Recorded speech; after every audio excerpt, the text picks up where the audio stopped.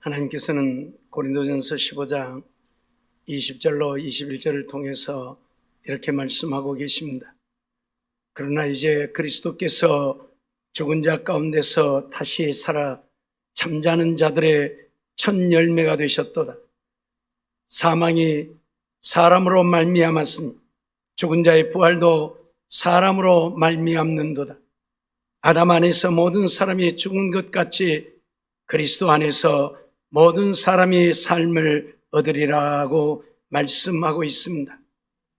오늘은 우리 주님이 우리의 죄를 위하여 우리 죄를 대신 지고 십자가에 못 박혀 죽으시고 장사 지낸 바 되신 지 3일 만에 다시 부활하신 부활의 날입니다. 이 부활의 날에 하나님을 찬양하며 경배하기 위해 나온 우리 성도님들에게 하나님께로부터서 은혜와 사랑, 평강이 충만하시기를 축원합니다. 뿐만 아니라 오늘 우리는 이제 주님이 부활하셔서 부활의 첫 열매가 되어주심으로 예수 그리스도를 믿는 우리 또한 죽어도 다시 살아나는 이 역사가 이루어지기를 원합니다. 그러기 위해서 오늘 우리는 어떻게 해야 할 것인가를 생각해보고 오늘 우리들도 부활에 이르는 자가 되어지기를 원합니다. 우리 주님이 죽음을 이기고 부활하셨지만 오늘 우리가 주님의 부활에 참여해서 우리도 부활하지 못한다고 한다면 주님의 부활은 우리와 아무런 상관이 없는 것입니다. 내가 주님의 부활에 참여해서 나도 부활에 참여하는 자가 되어야 우리가 죽어도 다시 살고 살아서 하나님 나라에서 하늘의 영광을 영원히 누리며 사는 우리가 되어진다, 그런 말씀입니다. 많은 사람들이 하나님을 믿고 믿음으로 살고 있지만 예수 그리스도의 부활을 믿지 못하는 자들도 있고 예수 그리스도의 부활을 믿으면서도 오늘 우리 자신들이 부활한다는 사실을 믿지 못하는 자들도 수없이 많이 있는 것입니다.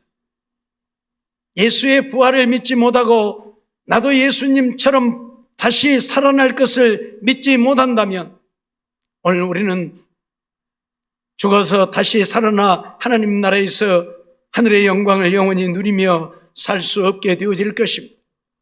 그러니 오늘 우리는 천하 없어도 예수님은 죽음을 이기시고 3일 만에 다시 살아나셔서 부활의 첫 열매가 되심으로 예수를 믿는 자들 또한 예수님처럼 죽어도 다시 살아난다고 말씀하고 약속하심을 믿는 우리가 되어야 할 것이고, 우리가 죽지만 죽어서 썩고 없어지고 불에 태워져서 없어지지만 없어지는 것이 아니라 이 다음에 우리 주님 세상을 심판하러 오실 때에 주님의 그 음성을 듣고 다 살아나서 하나님 나라에서 영원히 살게 되어짐을 믿는 우리가 되어지기를 원합니다. 그런데 우리가 믿는다고 부활에 참여하는 것은 아니라는 것입니다. 그래서 우리가 부활에 참여하려면 내가 부활에 이르려고 하면 어떻게 해야 되는가를 말씀을 통해서 생각해보고 그 말씀대로 믿고 순종하여 우리 모두 부활에 이르는 복된 성도들이 되어지시기를 간절히 바랍니다. 말씀드렸던 것처럼 부활에 이르는 자가 되려고 하면 예수님의 부활을 믿고 예수님처럼 나도 부활할 것을 믿어야 한다는 사실입니다.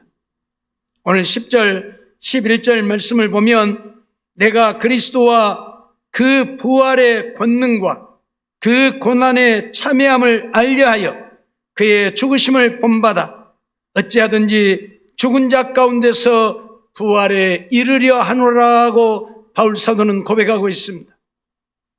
바울이 원했던 것 한 가지는 바울도 예수님이 부활하신 것처럼 예수님의 부활에 이르러서 죽어도 다시 살아 하나님 나라에서 영원히 사는 것이었습니다. 그러기 위해서 예수 그리스도의 부활을 그는 누구보다도 확실하게 믿었고 증거했고 자신도 예수님처럼 부활할 것이라고 믿었다고 하는 사실입니다. 바울 사도는 고린도전서 15장 12절을 통해서 우리에게 이렇게 말씀하고 있습니다. 그리스도께서 죽은 자 가운데서 다시 살아나셨다 전파되었거늘 너희 중에서 어떤 이들은 어찌하여 죽은 자 가운데서 부활이 없다 하느냐고 말하고 있습니다. 예수님은 죽은 자 가운데서 다시 살아나셨습니다.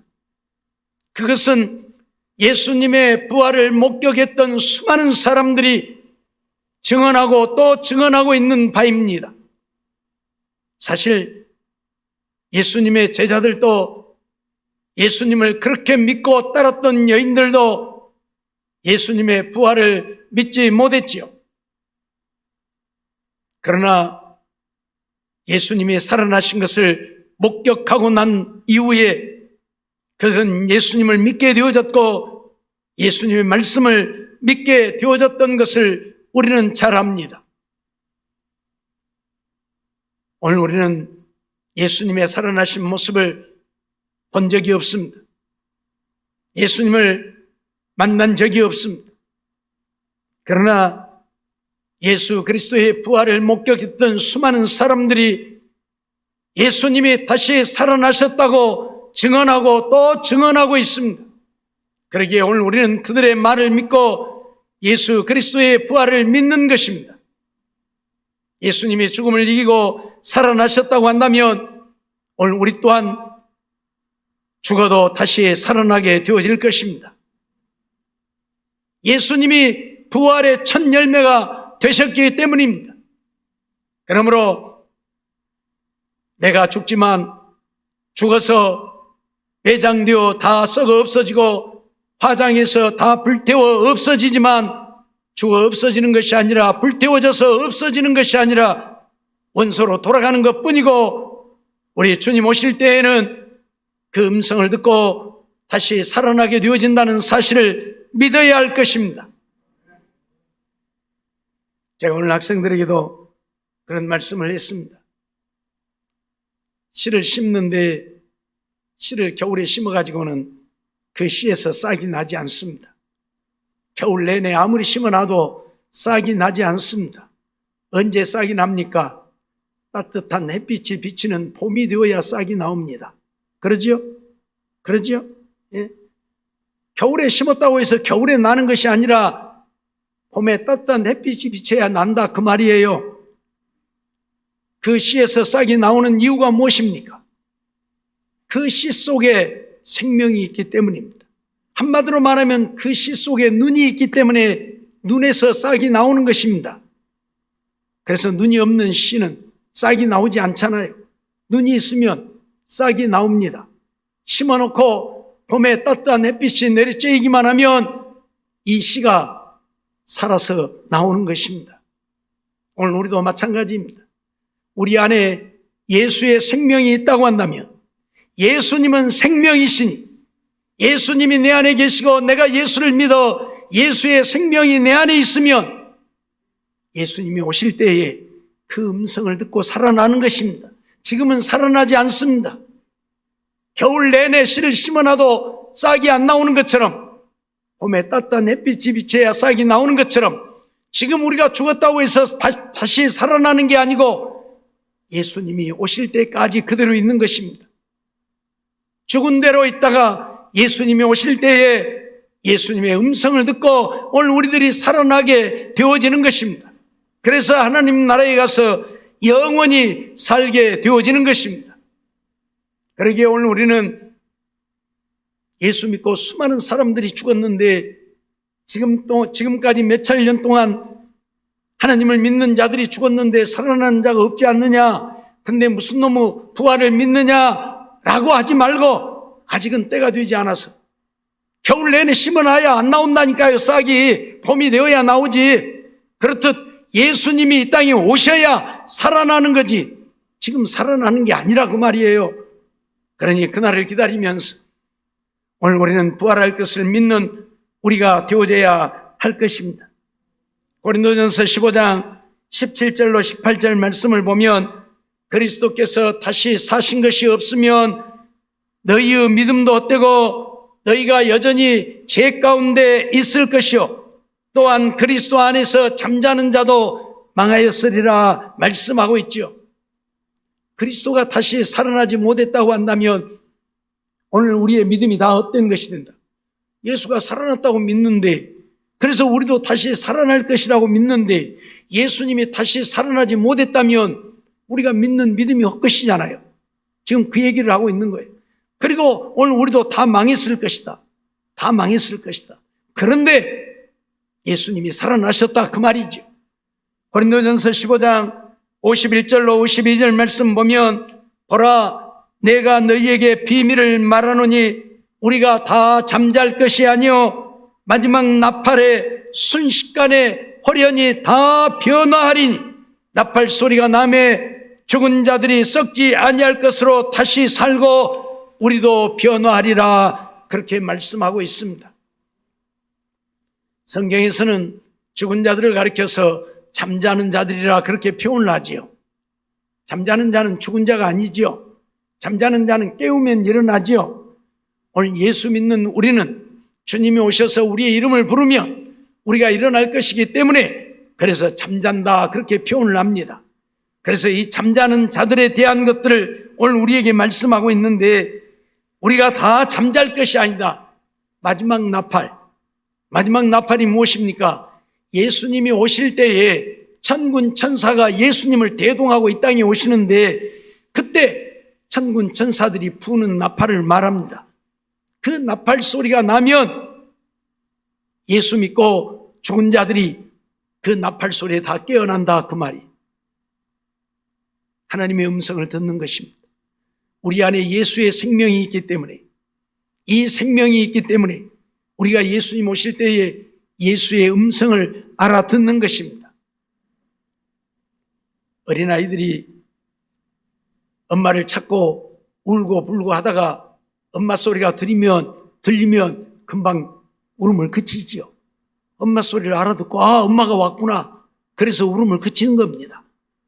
마찬가지로 예수 믿는 오늘 우리는 예수의 생명이 내 안에 있기 때문에 죽었지만 예수님이 오실 때에 그 예수님의 음성을 듣는 것입니다. 그래서 살아나는 것입니다.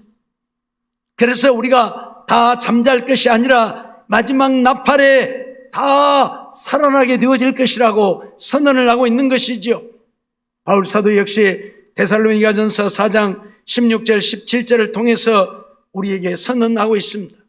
주께서 호령과 천사장의 소리와 하나님의 나팔로 친히 하늘로 쫓아 강림하시리니 그리스도 안에서 죽은 자들이 먼저 일어나고 그 후에 우리 살아남은 자도 저희와 함께 구름 속으로 끌어올려 공중에서 주를 영접하게 하시리니 그리하여 우리가 항상 주와 함께 있으리라 말씀하고 있습니다.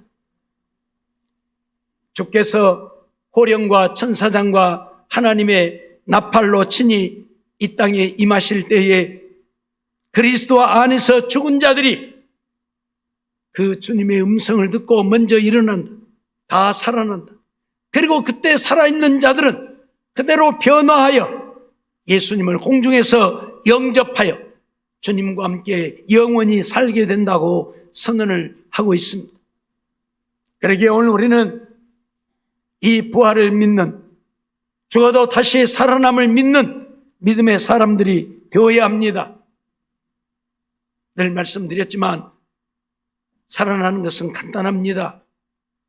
잠자고 있는 사람이 부르면 깨어나듯이 우리는 육체적으로 죽은 것 같지만 우리 안에 생명이 있고 그래서 예수님 오셔서 우리를 부르시면 우리가 다 깨어 일어나게 되어지는 것입니다. 무덤에 묻혀서 다 썩어 없어지고 불에 태워서 다 없어진 것 같지만 우리의 몸이 사라지는 것이 아니고 원래 우리 몸을 구성하고 있는 원소로 돌아가는 것뿐이고 그 원소들이 결합하면 우리 몸이 다시 살아나는 것입니다. 사실 많은 사람들이 그러합니다. 예수님이야. 그의 시신이 그대로 있었으니까 살아났고, 나사로도 장사 지낸 지 4일 되었지만 그의 시신이 아직 그대로 있으니까 살아났고, 나인성 과부의 아들도 지금 장사 지내려고 메고 가니까 시신이 그대로 있으니까 살아났지만, 예수님도 그의 몸이 썩지 않고 살아있으니까 그대로 시신이 있었으니까 살아났지만, 우리는 죽어서 다 화장하면 다 없어져 버리는데, 무덤에 묻어도 1년, 2년 지나면 다 썩어서 없어져 버리는데 어떻게 우리 몸이 살아나는가 하고 의아해하지요. 그럴 줄 알고 하나님은 우리에게 미리 가르쳐주고 보여주었죠. 누구를 통해서요? 에스겔 선지자를 통해서요. 에스겔 선지자에게 골짜기에 있는 수없이 많은 마른 뼈들을 보이면서 이 뼈들이 능히 살겠느냐고 묻지요. 에스겔이 살겠다고 대답하겠습니까? 못 살겠다고 대답하겠습니까? 그래서 에스겔이 나는 잘 모르겠고 주께서 아십니다. 그래서 하나님께서 에스겔에게 이 뼈들을 향하여 대어나라. 그래서 에스겔이 하나님 말씀대로 뼈들을 향해서 하나님의 말씀을 선포했더니 그 뼈들이 이 뼈 저 뼈들이 들이맞기 시작합니다. 수많은 뼈들이 널려 있으니 사람이 죽어서 살이 썩으면 이 뼈들은 다 분리되어 버리잖아요. 손가락 마디마디, 뼈 마디마디가 다 분리되어서 지멋대로 돌아다니고 궁굴어 다니는. 그런데 그 뼈들이 자기 뼈 찾아가더라 그 말이에요. 예? 김명순이 뼈가 김명숙이 뼈한테로 가고, 김명숙이 뼈가 한정숙이한테 가고, 그런 것이 아니고, 김명숙이 뼈는 김명숙이한테 가고, 김명숙이 뼈는 김명숙이한테 가고, 한정숙이 뼈는 한정숙이한테로 가더라 그 말이에요. 그래서 자기 뼈들이 서로 맞더라 그 말이에요. 그리고 힘줄이 오르고 살이 오르고 그 위에 가죽이 덮이더라. 하나님은 에스겔 골짜기의 마른 뼈들을 통해서 우리가 죽지만 다시 살아날 수 있다고 하는 것을 보여준 것입니다. 그러나 그 속에 생기가 없으니 사람은 되어졌는데, 뼈들이 들이맞고 힘줄이 오르고 살이 오르고 가죽이 덮여서 사람은 되어졌는데 살지는 못하더라. 그래서 하나님이 또 에스겔에게 생기를 향하여 대어나라. 그래서 생기를 향하여 대어냈더니 그 시체들이 다 살아서 큰 군대가 되어서 일어섰다 말씀하고 있습니다. 죽은 자가 어떻게 살아나는가를 우리에게 보여주고 있는 것입니다. 하나님의 능력으로, 하나님의 권능으로 우리가 죽어서 다 썩어 없어져도, 이 뼈까지 다 썩어 없어진다 할지라도 주님이 명하시면 그 뼈들이 생겨나고 힘줄이 생기고 살이 오르고 가죽이 덮이는 것처럼 오늘 우리가 살아난다 그 말입니다. 그리고 하나님 나라에 있는 우리의 영혼들을 데리고 오실 건데, 그 영혼이 육체와 함께 결합하면 다시 영과 육이 결합해서 온전한 나로 살아나서 하나님 나라에서 영원히 살게 되어진다. 오늘 우리에게 가르치고 있고 말씀하고 있는 것입니다. 사랑하는 성도 여러분, 그러기에 오늘 우리가 죽지만 예수님 오실 때에는 죽은 우리의 육체가 다시 살아나서, 그때에는 늙지도 않고 병들지도 않고 죽지도 않는 신령한 몸으로 다시 살아나서 하나님 나라에서 영원히 살 것을 오늘 우리는 믿어야 한다 그 말입니다. 그래야 오늘 우리도 부활에 참여. 내가 못 믿는데, 내가 믿지 못하는데 어떻게 부활에 참여하겠습니까? 그래서 예수님이 살아나셨음을 믿고 나도 그렇게 살아날 것을 믿는 우리가 되어져야 할 것입니다. 뿐만 아니라 우리는 믿기만 하고 그냥 있으면 살아나는 것이 아니라는 것입니다. 세상 것을 버리고 주님이 내게 임하시기를 바라야 된다 그 말입니다. 주님이 내게 임하셔서 나의 주인이 되어주시기를 우리는 기도해야 한다 그 말이에요. 오늘 7절 8절 말씀 보면 바울 사도는 그렇게 고백하고 있습니다. 그러나 무엇이든지 내게 유익하던 것을 내가 그리스도를 위하여 다 해로 여길 뿐더러 또한 모든 것을 해로 여김은 내 주 그리스도 예수를 아는 지식이 가장 고상함을 인함이라. 내가 그를 위하여 모든 것을 버리고 배설물로 여김은 그리스도를 얻고라고 말합니다. 그가 세상 것을 배설물처럼 여겼다. 무엇 때문에요? 그리스도를 얻기 위해서. 그리스도를 얻기 위해서. 그리스도를 얻는다 그 말은 주님이 내게 임하셔서 나의 주인이 되기를 원하신다 그 말이. 늘 말씀드리지만 우리의 심령이 세상 것, 육신의 것으로 가득 채워져 있으면 주님이 내게 임하실 곳이 없잖아요. 주님은 내 심령에 임하실 건데, 내 마음에 임하실 건데, 내 마음이 세상 것, 육신의 것으로 가득 채워져 있으니 내 마음에 주님이 임하실 곳이 없다니까요. 늘 말씀드렸던 것처럼 이 컵 안에 무엇이 가득 담겨져 있으면 그 안에 다른 것을 담을 수가 없잖아요. 비워내야 담을 수 있지요. 그렇듯 오늘 우리 마음이 세상 것, 육신의 것으로 가득 채워져 있는데 여기에 어떻게 주님이 임하십니까? 그래서 바울 사도는 내게 유익하던 세상의 모든 것들을 해로 여기고 배설물로 여겨버렸다. 죄송합니다만 배설물 싸갖고 짊어지고 다니는 사람이 있습니까? 배설물 싸가지고 가슴에 품고 다니는 사람이 있습니까? 없죠. 버려야 돼. 버려야 돼. 한마디로 말하면 세상 것은 우리가 버려야 할 것으로 여겨야 한다 그 말이. 그것 없으면 못 산다고 품고 다닌다. 이건 아니라 그 말이. 더러운 배설물을 가슴에 품고 다니는 사람 아무도 없어요. 왜? 그거 품고 다니면 안 되니까. 그러죠? 세상 것은 우리에게 그런 거예요. 배설물과 같은 거예요. 왜? 우리를 망하게 하기 때문입니다. 우리를 멸망하게 하기 때문입니다. 우리를 지옥 가게 만들기 때문에 그렇습니다. 디모데전서 6장을 통해서 바울 사도는 우리에게 뭐라고 증언하고 있습니까? 돈을 사랑함이 일만하게 뿌리가 된다. 돈이 우리에게 필요하고 없으면 안 되는 것이지만 사랑하지는 말라 그 말이에요. 그 돈 사랑하면 돈 쫓아가게 되고 돈 쫓아가면 돈 때문에 우리가 믿음에서 떠나게 되고 멸망하게 된다. 돈이 필요하지만 돈을 벌지만 돈 없으면 못 사는 것처럼 돈만 쫓아가는 그런 인생이 되지 말라 그 말이에요. 알았어요? 우리는 믿음으로 사는 것입니다. 믿음으로. 주님이 내게 임하시며 주님이 나의 주인이 되시며 주님이 나를 책임져 주시는 거예요. 내가 책임지는 것이 아니고. 어린아이들이 가정을 책임집니까? 어린아이들은 가정을 책임지지 않아요. 누가 책임져요? 부모가 책임지죠. 어린아이들은 부모가 하라는 대로 따라서 하기만 하면 돼요. 학교 가라면 학교 가고 밥 먹으라면 밥 먹고 씻으라면 씻고 공부하라면 공부하고 놀라면 놀고 그러면 되지. 아이고 내가 이 집에 가장 내가 냅둬 내가 가장인 거 보고 내가 가서 돈 벌어야 되고 돈 벌러 가요? 말이 안 되잖아요. 그러죠? 가정은 가장이 책임지는 거지 아이들이 책임지는 거 아니에요. 오늘 우리를 책임지시는 이는 누구예요? 하나님이시라니까. 그 주님이 내게 임하시면 주님이 나를 책임지시는 거예요. 다 알아서 하셔요.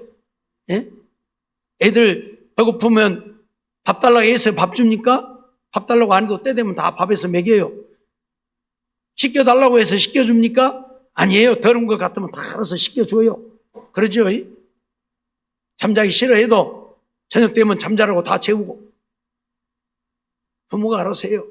그렇듯 하나님이 내게 임하셔서 나의 주인이 되시면 하나님이 나를 책임져 주신다니까요. 그냥 우리는 하나님께 맡기고 하나님이 인도하신 대로 따라 살면 되는데 하나님의 말씀은 거역하고 거스리고 내버려두고 내 마음대로 내가 원하는 대로 살려고 하니까 안 되는 것이라 그 말이.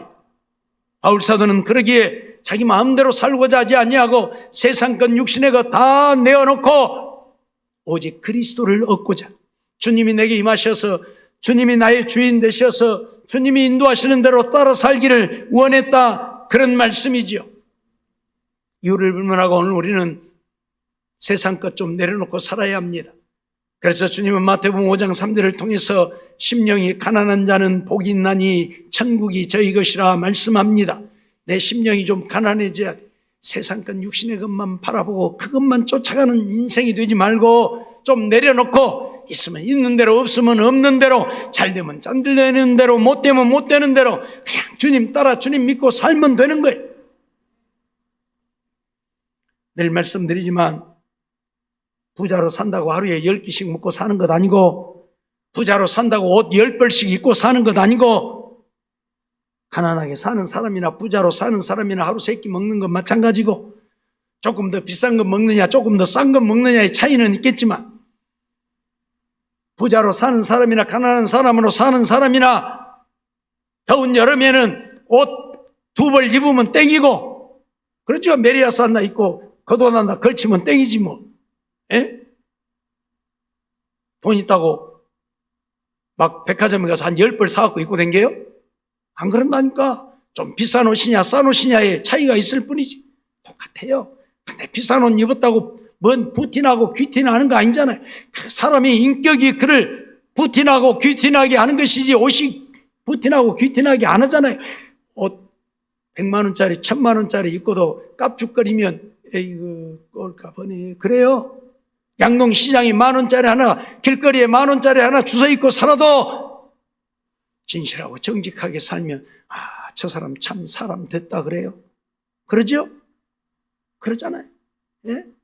그 사람의 인격이 그를 귀하고 존귀한 자가 되게 하는 것이지, 먹고 사는 것이, 입고 사는 것이, 그가 사는 집이 그를 존귀한 자로 만들지 않는다 그 말이.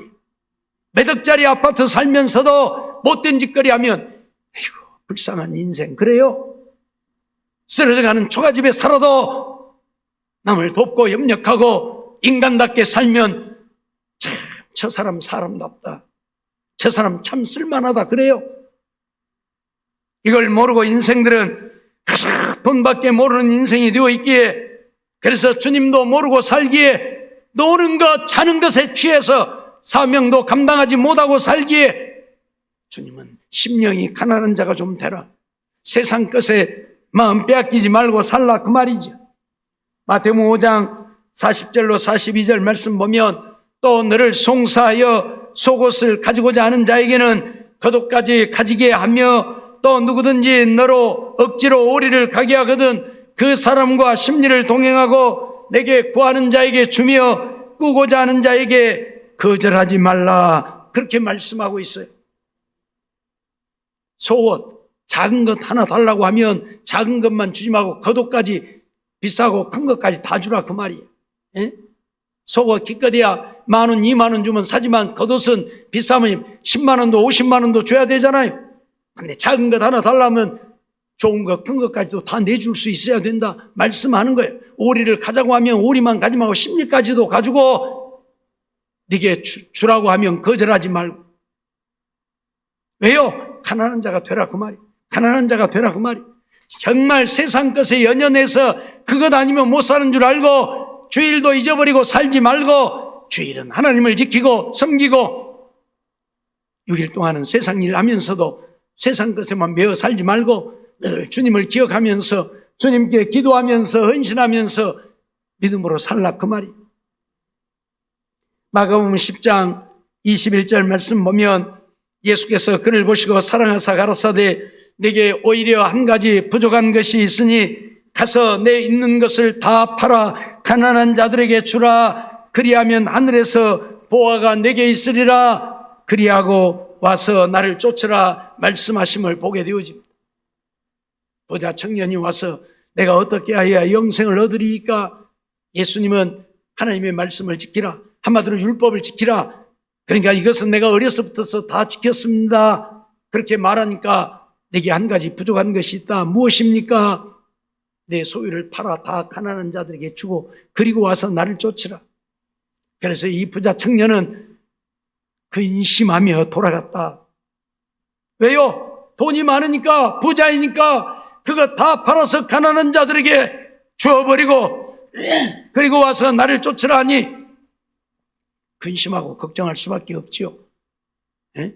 돈 없는 사람은 쉽다니까요. 가난한 사람은 쉽다니까요.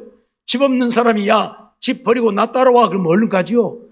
근데 몇십억짜리 집 갖고 있는 사람은 야, 다 버리고 나 따라와. 아이고 못 가요 지금. 아, 저거 집 팔아갖고 어떻게 처분하고 자식들한테 물려라도 주고 그러고 어떻게 가야지요. 어떻게 저 집 놔두고 가겠습니까? 못 따라간다니까요. 그러죠. 그래서 세상 것에 연연하지 말라. 세상 것에 연연하지 말라 말씀하시니에요. 예? 하나님을 믿고 하나님을 섬기는 일에 세상 것에 발목 잡히지 말라. 그러잖아요. 죽어도 다시 살아나서 하나님 나라에서 하늘의 영광을 영원히 누릴 것인데 이 썩어 없어질 세상 것 때문에 믿음 잃어버리고 하나님 나라에 못 가면 얼마나 불쌍한 자가 됩니까? 얼마나 불쌍한 자가 되냐고. 그래서 주님은 세상 것을 버리고 주님이 내게 임하시기를 기도하며 살라. 세상 것 좀 내려놓고 살기 위해 기도하고 주님이 임하셔서 주님이 나를 책임져 주시기를 기도하며 살라. 그런 말씀이에요. 그래야 부활에 참여한다. 내가 예수님이 부활하신 것처럼 부활에 이르러 하나님 나라에서 영원히 살게 된다 말씀하십니다. 뿐만 아니라 오직 주님만 따라가는 우리가 되어야 한다고 말씀하고 있죠. 오늘 12절 보면 바울 사도는 내가 이미 얻었다 함도 아니요 온전히 이루었다 함도 아니라 오직 내가 그리스도 예수께 잡힌 바 된 그것을 잡으려고 쫓아가노라 고백하고 있습니다. 쫓아간다는 말이 무슨 말입니까? 따라간다는 말이죠. 이리 가면 이리 따라가고 저리 가면 저리 따라가고 따라간다 그 말이. 예수님의 말씀대로 순종하여 산다 그 말. 요한복음 8장 12절 말씀 보면 예수께서 또 일러 가라사대 나는 세상의 빛이니 나를 따르는 자는 어둠에 다니지 아니하고 생명의 빛을 얻으리라 그랬어요. 예수님이 세상의 빛이다. 그래서 나를 따르는 자는 어두움이 아닌 지옥이 아닌 생명의 빛, 생명을 얻어 영원한 하나님 나라에서 하나님과 함께 살게 될 것이라 그 말이에요. 누가? 주님을 따르는 자. 요한복음 12장 26절도 보면 사람이 나를 섬기려면 나를 따르라. 나 있는 곳에 나를 섬기는 자도 거기에 있으리니 사람이 나를 섬기면 내 아버지께서 저를 귀히 여기시리라 말씀하죠. 사람이 나를 섬기려면 나를 따르라. 우리가 주님을 섬긴다고 하는데 주님을 섬기려면 주님을 따라야 주님을 섬길 수 있죠. 주님은 저기 계신데 나는 여기 있으면서 주님 섬길 수 있습니까? 내가 주님을 따라가서 그래야 주님 섬길 수 있는 거죠. 주님을 따르란 말은 무슨 말이에요? 주의 말씀대로 순종하고 살라는 거예요. 주님 여기 안 계시잖아요. 우리가 어떻게 주님 따라갑니까? 그래서 주님 우리에게 말씀을 주시는 거예요. 이렇게 살라고. 그게 주님을 따르는 거예요. 그게 주님을 따르는 거예요. 요한복음 8장 51절에도 보면 진실로 진실로 너희에게 이르노니 사람이 내 말을 지키면 죽음을 영원히 보지 아니하리라고 말씀하고 있어요. 내 말을 지키면 주님을 따른다고 하는 것은 주님의 말씀을 지키는 것이고 주님의 말씀을 지키는 것은 영원히 생명을 얻게 된다 그 말이에요. 우리도 예수님이 살아나신 것처럼 죽어도 다시 살아나서 하나님 나라에서 영원히 살게 된다 그 말이에요. 우리가 오늘 부활에 이르려고 하면 예수님이 죽음을 이기고 살아나신 것처럼 우리도 죽지만 다시 살아나서 하나님을 영접하고 하나님 나라에서 영원히 살려고 하면 그래서 예수님의 부활을 믿고 나도 예수님처럼 부활을 믿을 뿐만 아니라 이제 세상 것 좀 내려놓고 우리 마음에 주님이 임하셔서 주님이 나의 주인 되시기를 원하고 주님이 나의 주인이라면 이제 주님 말씀 따라서 살라 그 말이에요. 주님 따라 살라. 내 생각대로 내 마음대로 주님은 가시든지 말든지 거리 가시오 나는 요리 갈라. 거리 가시오 나는 요리 갈라. 그러지 말고 주님 따라가. 그래야 주님을 섬길 수 있고 주님을 섬기는 자라. 죽어도 다시 살아나는 부활의 영광에 참여하게 된다 말씀하고 있습니다. 사랑하는 성도 여러분, 우리 주님이 부활하신 날에 우리 주님의 부활만을 생각하고 주님의 부활을 전하고 경배할 뿐만 아니라 우리도 주님이 부활하신 것처럼 이제 죽어도 다시 살아나는 부활에 이르르는 부활에 참여하는 자들이 되어지기를 원합니다.